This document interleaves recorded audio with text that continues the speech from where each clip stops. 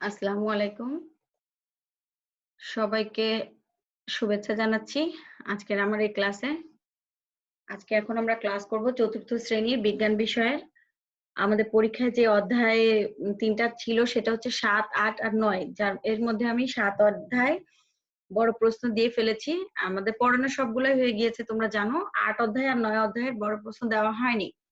যদিও ৮ অধ্যায়ে তাহেরা ম্যাডামের দায়িত্বে আছে, উনি পড়াচ্ছেন। তারপরেও আমি একটু তোমাদের হেল্প করার চেষ্টা করছি। আমি কয়েকটা প্রশ্ন দিই ৮ অধ্যায়ের, যেটা তোমাদের হয়তো পরীক্ষার মধ্যে সাহায্য করবে।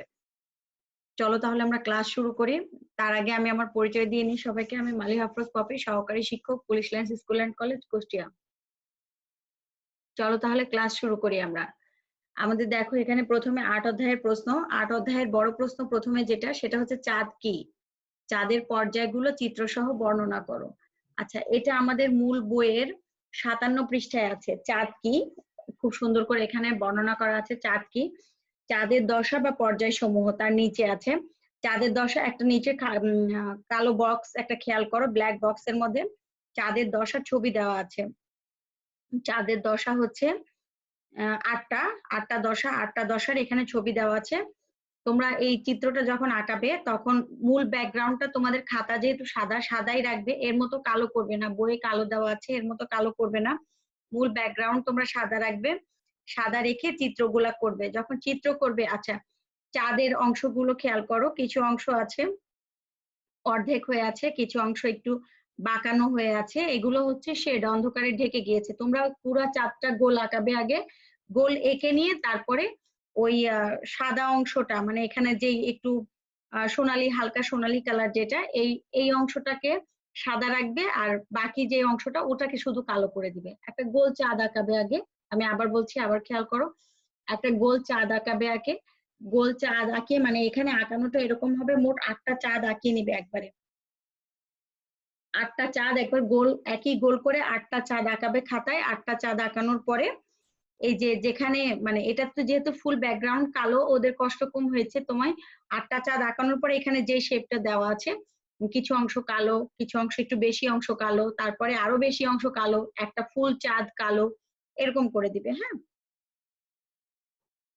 তারপরে ২ নাম্বার প্রশ্ন, সৌরজগৎ কি? সৌরজগতের মোট কয়টি গ্রহ রয়েছে ও কি কি? মহাবিশ্ব সম্পর্কে ৪টি বাক্য লেখো। আচ্ছা, সৌরজগৎ কি আর সৌরজগতের মোট কয়টি গ্রহ রয়েছে ও কি কি, এটা তোমরা পাবে ৫৮ পৃষ্ঠায়। ৫৮ পৃষ্ঠায় একদম উপরে আছে সৌরজগৎ কি আর সৌরজগতের কয়টি গ্রহ ও কি কি।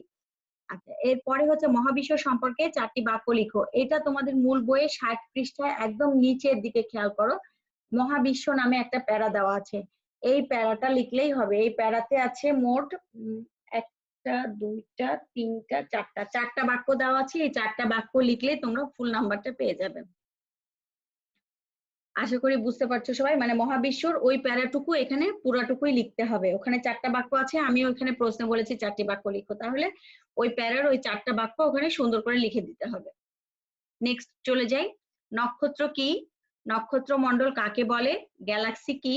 সৌরজগৎ যে গ্যালাক্সির অন্তর্গত তার নাম কি? এটা আসলে মূলত ৪টা ছোট কোশ্চেন, ৪টা ছোট কোশ্চেন মিলে একটা বড় কোশ্চেন হয়েছে।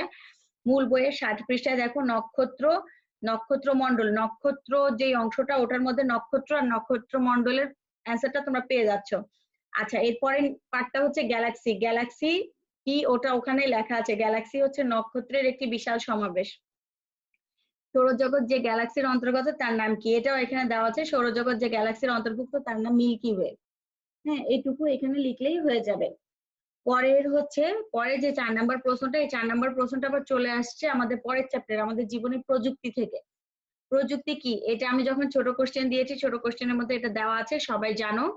চিকিৎসায় ব্যবহৃত হয় এমন ৪টি প্রযুক্তির নাম লিখো। এটাও আমার ছোট প্রশ্নের মধ্যে দেওয়া আছে, ওখান থেকে খুব সুন্দর করে লিখতে পারবে তোমরা।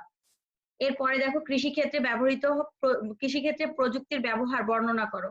আচ্ছা, এটা একটু তোমাদের বোঝাই দিই। কৃষিক্ষেত্রে প্রযুক্তির ব্যবহার মূল বইয়ের ৬৬ পৃষ্ঠায় চলে যাও তোমরা।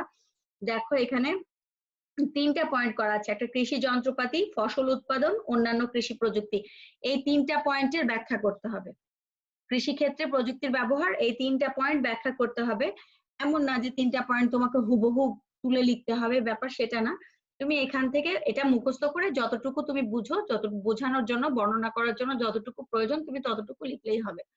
কিন্তু কথা হচ্ছে এখানে এই 3টা পয়েন্টই বর্ণনা যাবে, 3টা পয়েন্টের বর্ণনাই আসবে এখানে। পরের প্রশ্নে চলে যাই। বাসস্থানে ব্যবহৃত হয় এমন 4টি প্রযুক্তির নাম লিখো। বাসস্থানে ব্যবহৃত হয় এমন 4টি প্রযুক্তির নাম আমাদের ছোট প্রশ্নে দেওয়া আছে। চিকিৎসা ক্ষেত্রে প্রযুক্তির ব্যবহার 5টি বাক্যে বর্ণনা করো।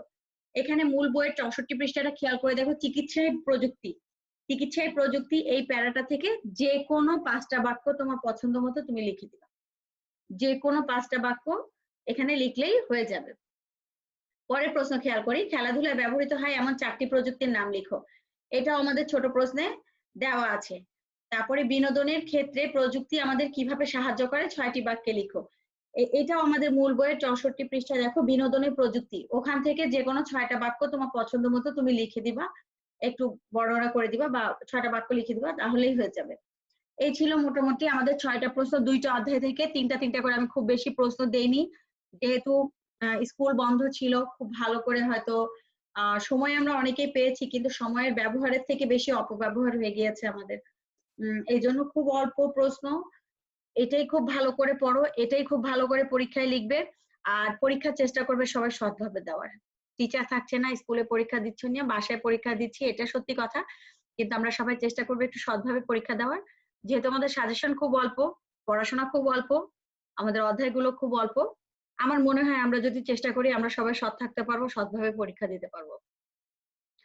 মোটামুটি আমার বিজ্ঞান ক্লাস শেষ, আর নতুন কিছু অ্যাড করব না। শূন্য স্থানগুলো একটু বই দেখে তোমরা নিজেরা করে নিবা। শূন্য স্থান আমি বইয়ের এই যে মানে যে 3টা অধ্যায় আছে, বইয়ের এই 3টা অধ্যায়ের ভিতর থেকেই দিয়েছি, বাইরে থেকে কোনো শূন্য স্থান দেইনি, নতুন কিছু দেইনি, কোনো গাইড, কোনো নোট এগুলো ফলো করার দরকার নেই। মূল বই পড়ো, আমাদের শিক্ষা বোর্ড কর্তৃক অনুমোদিত যে বইটা আছে এই বইটা পড়ো, এই বইটা পড়লেই হয়ে যাবে, আর বাইরে থেকে কোনো কিছু পড়ার দরকার নেই শূন্য স্থানের জন্য। আল্লাহ হাফেজ সবাইকে। আর ক্লাস মোটামুটি এই পর্যন্তই, পরীক্ষার আগে আর ক্লাস হচ্ছে না ইনশাল্লাহ। পরীক্ষা ভালো করে দিবা, সবাই ভালো থাকবা, সুস্থ থাকবা, সুন্দর থাকবা। আবার দেখা হবে ইনশাল্লাহ কোনো এক সময়। ততক্ষণ পর্যন্ত